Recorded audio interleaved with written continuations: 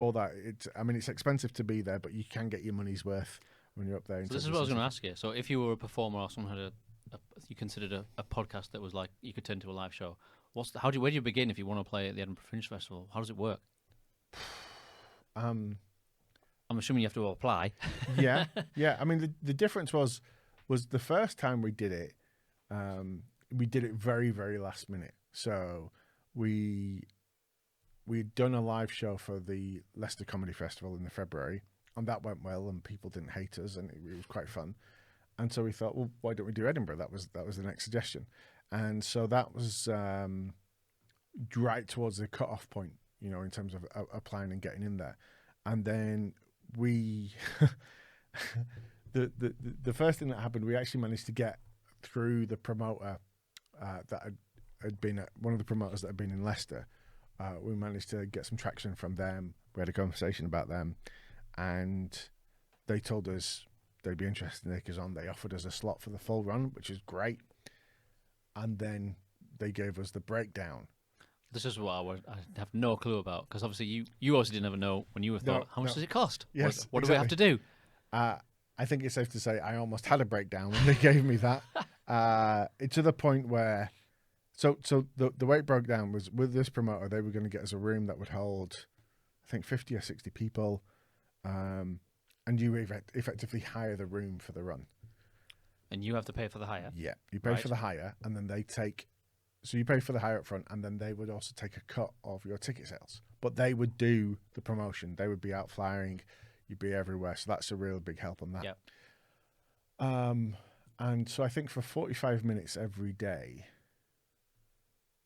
and I'm not 100% sure on this because it's a little while now and I've had a lot of figures and a lot of things, but it's about $3,000. Right. And then we were looking at a similar bill for our accommodation. Wow.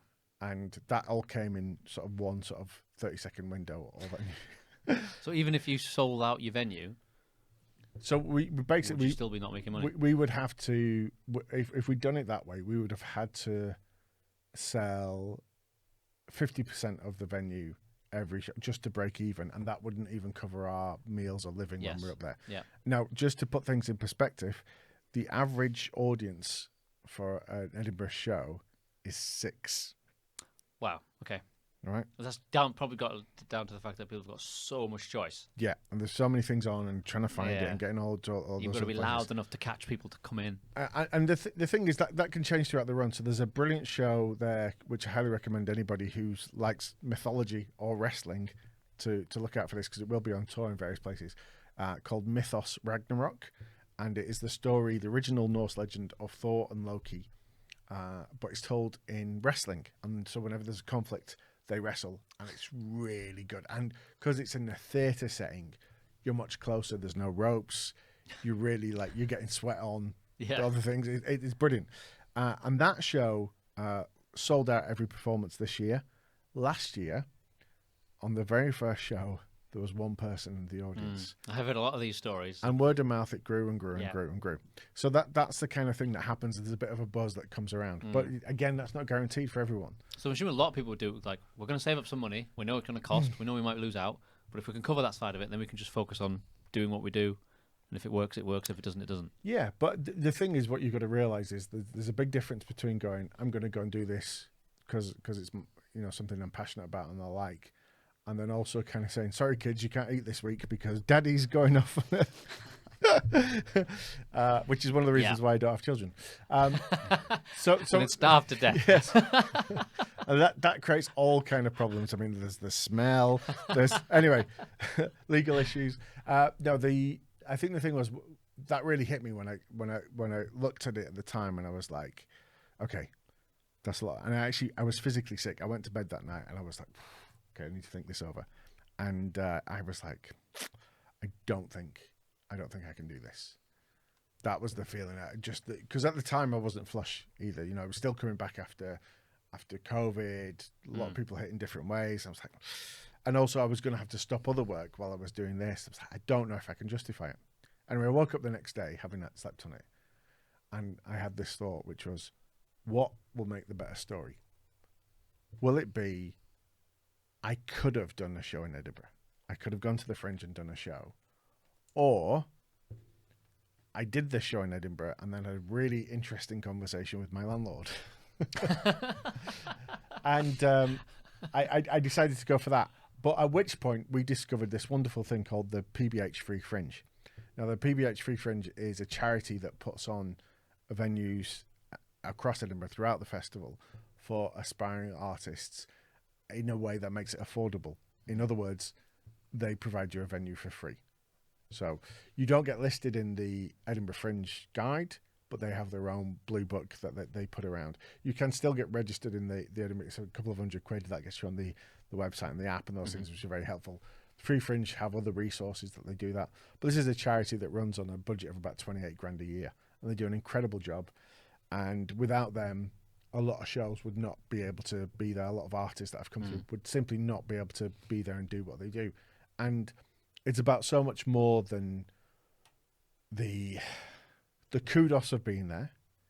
And it's about so much more than being discovered when you're up there. I think for me, from us as a creative duo, being there was like the most incredible boot camp.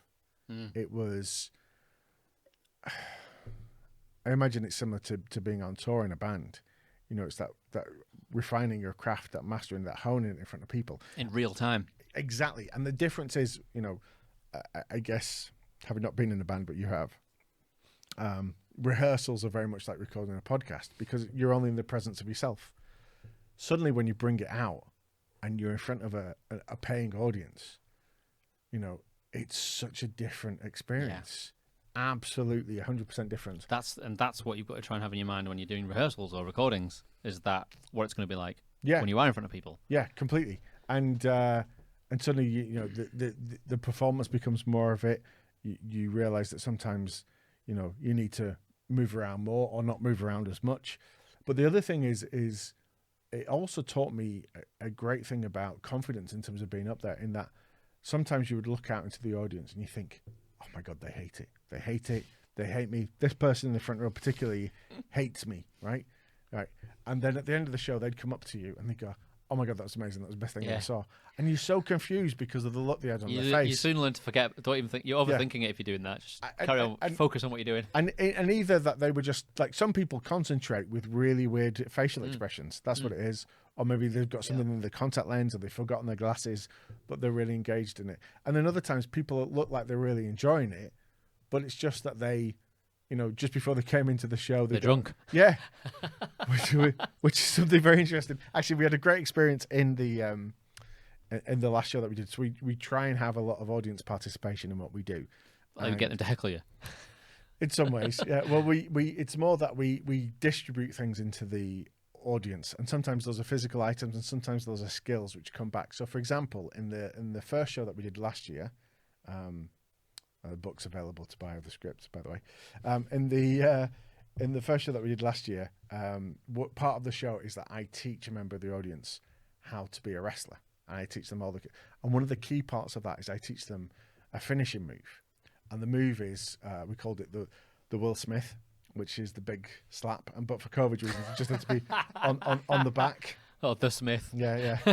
And so we get them up. We teach them to do this big slap. There's some wonderful. Actually, if you go to our Instagram, you can have a look. And if you scroll down to sort of last year, you'll see. Sound effects in. It's not the sound effect, but you can actually see the impact. Because what happened was we were doing the show. We did sort of 9 or 10 performances last year. The champ, is it? Yeah. There's Sporty Spice who was on the show. Yes. There we are, just up there. So what we do is just pull somebody out from the audience, and as we played around, we changed around with different things, and then Damien, who do the show with, started pulling people out to be in the show, and by the end of the week he was just pulling out the biggest, strongest looking people that he could find, and they all turned out to be actual professional wrestlers. Like this guy here, this is Voodoo in the middle. So he actually wrestles, and he's like 6'7" 6'7", I want to say. He can pick me up and throw me around like a doll. I'm 6'2". Okay, just with the full perspective on that photo there. Is he crouching? You're crouching down. We're all. I think I'm on a bench in that part. But there's from the show that we did, he picked me up and threw me around. That's Damien. Yeah, this is Damien that I do the show with. He looks like a nice guy. If we go back to the list, and obviously for people that are listening to this, just go to our Instagram. It is the Champ. That's a cool photo. Podcast. That one on the right there. Oh yeah, no, that one is great. Yeah, that one. So that's at the Edinburgh Fringe, and what I love about this picture is this is a little stage outdoor by the one of the museums on the Royal Mile, and there's pictures of Billy Connolly and Eddie Izzard doing shows there, and I personally didn't feel that we went down well in this show. I felt it was awful.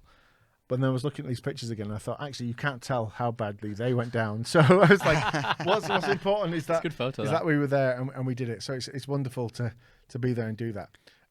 But yeah, so if we keep scrolling down, there's some pictures from last year. I mean, we put a lot of pictures on. Is it quite far down? Yeah. This is the thing where we should have really worked this out and thought about this a little bit earlier. Yeah. Oh, this is when I'm just enjoying this content. This is yeah. So there's lots on here. So I think we're starting to get close to it now. So is it just you two just all got this content, everything? Everything is just the two of us. It's really good. Yeah. So really good. There we go. That's what I was looking for. There we go. Yeah. Oh my God. You can actually see the bones of the hands. That's from a wrestler called Ian Skinner. Unbelievable. Yeah. That hurts to look at. Yeah. And that was so what happens is we teach them this move, they do it, and then at the end of the show, I choke and I'm dying on stage. And so Damien puts out this appeal and goes, is there anybody out there that's trained, maybe a medic or somebody? And then that gets the person comes up to get involved. And if you only listen, you need to go on YouTube and watch the video version of this because that is horrendous. Yeah, I mean, it's just that was last August. It's just about come down now, the swelling. So that's those are some real. It's still there now. Yeah, getting tattooed on. Yeah. So there we go. That is suffering from that. So that's what when people say wrestling is fake. Exactly. The pain is real. That looks like a strange angle for a slap as well. Well, yeah, it's kind of like you're going like this. They've done it like inside. It's like an inside. It's slap. an actual whip. It's a Ric Flair foot slap. Yeah, they've gone full on. But yeah, that's suffering for your art, as they say. And yeah, so there's lots of various. Actually, this is quite a nice little video if you want to have a look at this. Although you'll have to kill the sound on it because we don't have the rights to play Iggy Pop. But while we were in Edinburgh last year, we recreated this one. We recreated the famous scene from Trainspotting from the opening sequence where Renton is running down the street having stolen something, and the Sam Summers one here. Yes, yeah. But I mean, I'm not suggesting he stole it from Ann Summers, but we did our own version, and we just did it as like running to the venue. Rust for life. Yes.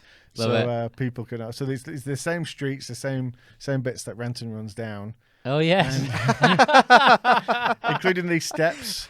That's brilliant. And then if you've seen Trainspotting 2 as well, we did a little nod to the sequel where they run past themselves at this point. And so yeah. But this is one of the things that we really enjoyed. So even though we were working so hard, we were flat out doing the performances. It's such a creative space to be in. Yeah. We found every day we were waking up and we were creating great video ideas just flowing. Yeah. And this is the thing that I've learned is that creatively, the worst thing that you can do for me is to just get away from everything, be by a lake and be quiet and do that. For me to be creative, I need to be inspired. So that could be going to see a band, coming to a great setup like a place like this and going, wow, this is amazing. Or even just, I went to see my mate Mick. He's a plasterer. I met him at work. One of the watched him work. No, we were going to go for a coffee, and I came down to the house he was working on, and I was looking around and was like, that looks like marble. And I just watched him for a minute, and I found that inspirational.